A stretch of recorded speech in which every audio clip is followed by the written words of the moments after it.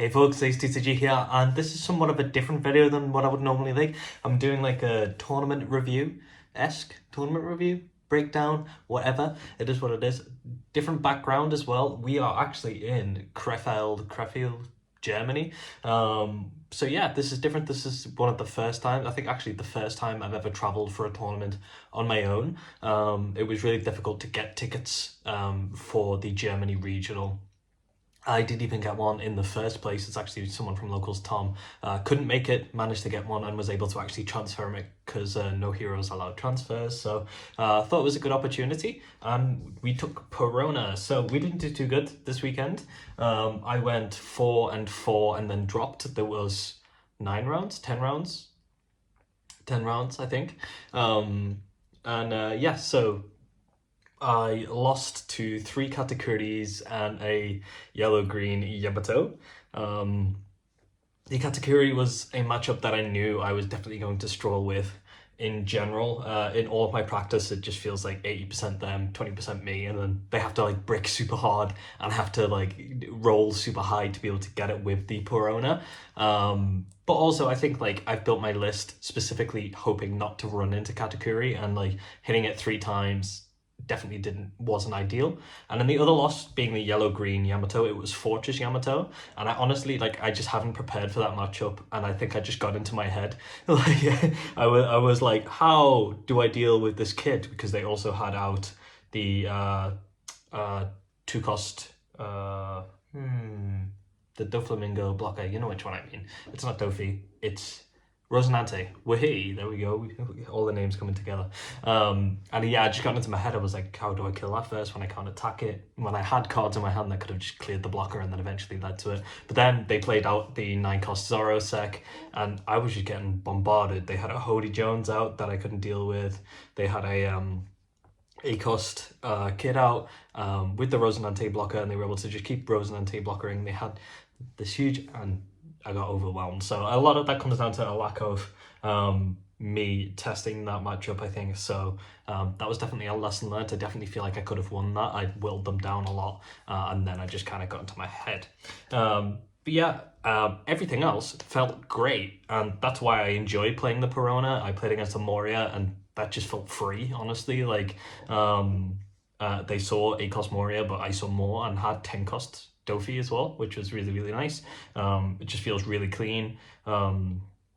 I played against a red-green Law, and that's so unbelievably free. It's crazy. My opponent saw my leader and just started crying immediately. Like, I understand it. Like, I'm able to control the board the entire game, and it's just really, really difficult for them to be able to do anything when I'm just making everything go to sleep.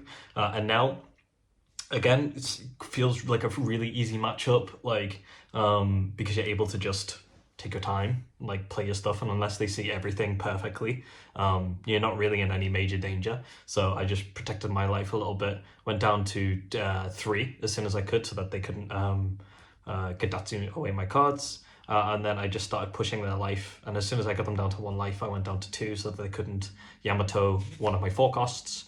And that felt really, really nice as well. And then I'm trying to remember what the other matchup was. I don't know. It wasn't Sakazuki, actually. I didn't play one, and that's kind of what I was hoping, that the entire meta was going to be Moria and Sakazuki, and I think there was a lot of Katakuri for this one, and I think it definitely like changes my mindset towards next week. So next week I actually have Wolverhampton in the UK, so not as much traveling, which is nice. And originally I was planning to take Perona to both. I think I'm probably going to have to adapt and change probably towards more Sakazuki.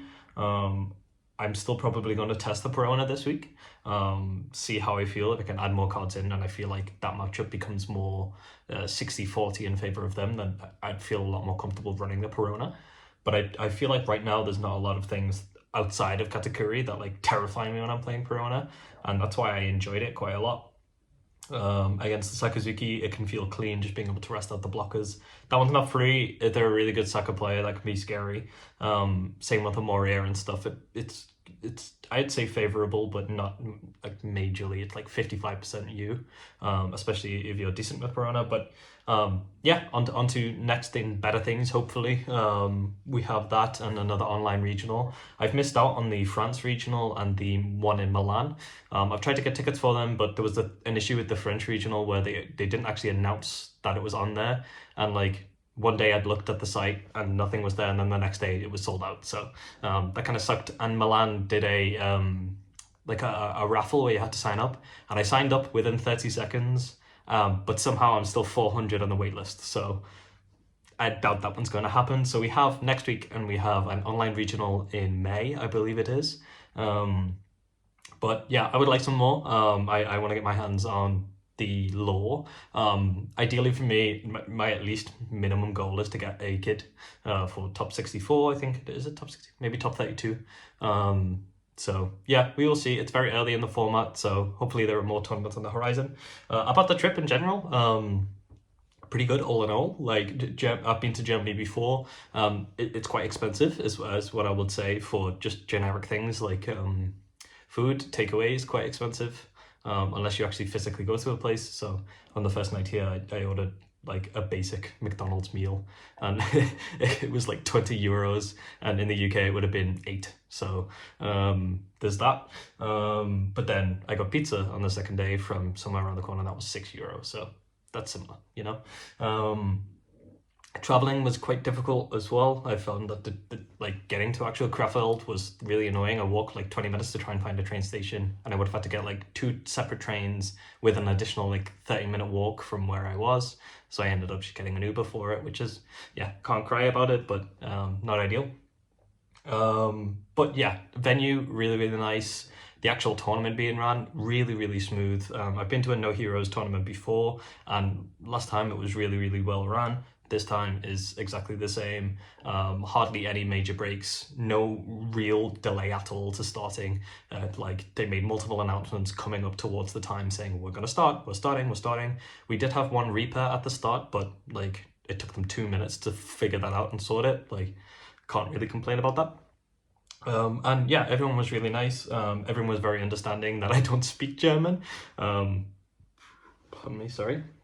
And yeah, a lot of bilingual people able to just immediately switch, which yeah, is definitely. I've already started taking French courses because I think it's crazy to me that as someone from the UK, it's like I'm constantly like, English, please, when a lot of the other competitive people that I am communicating with from Europe are able to immediately just go, oh, okay, Deutsch or English, and I'm like, oh, okay. And yeah, French interests me, so I'll be picking that up. Now for some goodies that I managed to pick up from the weekend, actually. So if you've seen the channel before, you'll know that if a tournament weekend doesn't go ideally for me, I turn into Key the trader. So I picked up a leader that I've been wanting to get for literally since the beginning of the game. We got the blue Dofi leader, and I got a really good trade deal on this. So very, very happy with that. You'll see a deck list for that, I'm sure, sometime in the future.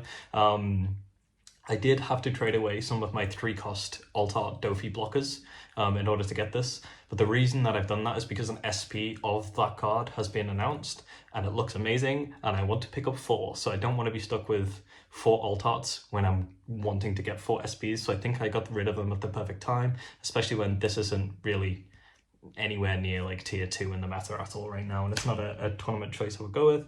Whitebeard just topped in Oceania, and I don't have the alt leader, and it's really reasonable right now. This card has went up to like 200 plus euros in the past, and I managed to get a trade deal for it for about 100 euros. So very happy with that. I've wanted that since, again, OPO2. It's just always one that I had to hold off on because the price just kept fluctuating drastically, and I did one of those stupid things where I was like, I'll wait for it to go down, and then it became the best deck in the format by miles, and then I think it skyrocketed to like 250 at one point. Some of the pricing that you get for entering, I got this amazing Luffy done here, and it was in the back of my binder, and every single time someone looked at my binder, they said, are you getting rid of your Luffy don? So if you want 10 of these, you're going to struggle, I would say. So make sure you ask everybody, and you will be able to find some. Prices offered were fluctuating throughout the entire day because there's nothing on card market yet. You do get 2 pack packs. No, I got 4 packs for entering, 2 of the new event pack and 2 of the regional packs. And one of my regional packs, I did manage to pull the brand new, which is the one that everyone wants, me especially. And then I also pulled an approved, but that is gone. I do have 2 more of these, so I just need 1 more, which is nice. And then I got the Yamato, which I don't care too much for, and the Law, which I definitely care much for. As you know, I'm a blue simp. And yeah, speaking of some like simpy cards that I managed to pick up, I picked up 4 of the OPO6 one-cost TCG. So I was on the fence about picking these up because obviously it's been announced that Sakazuki is going to get banned and it's the main deck that it's in right now. But it's a blue alt and it's a reasonably priced one that searches for navy cards. So I just thought to pick it up now. I got 3 alt 4-cost Lucci for a reasonable price, so I just need 1 more for my deck. And then I picked up 2 Altar Rebecca blockers as well. Yeah, again, these are cards that I feel okay like picking up because yes, they're used in Saka right now and also in other decks, which is cool. But I think they're just very strong staple, especially the Lucci and the Rebecca are staple black cards that haven't been hit, which is nice. So I'm pretty happy to get them. I still don't really know how I feel about playing Sakazuki, to be honest. Like, it's a weird one. Like, I feel like it's kind of hypocritical me playing it because I complained all last set about Joe from Locals playing it. So for me to now be like, I'm playing Sakazuki, is kind of dookie. But I did manage to get some other nice cards that have nothing to do with it at all. Managed to get 3 of this Uta. Joe has 2 in his trade binder that he hasn't been giving me for like many sets. So now I'm just like on the lookout to get as many of these as I can because I do think it's a fantastic art. And they're relatively cheap, like 15 to 20 euros for a card that in my mind is stunning. I managed to pick 2 of these up. This is the 10-cost Doflamingo Altar. I just think it looks really, really nice, especially because I'm still going to be rocking Perona. Like, and maybe I'll still be thinking about whether I'm going to be taking it to big regionals, but I'll definitely be using it for tournaments and stuff like that. So again, another green staple. That's just a really strong card. Happy to have it in Altar. And then I also picked up 4 Altar Baby 5. This is the 1-cost Doflamingo family pirate searches. So I picked 4 of those up, which was yeah, super nice.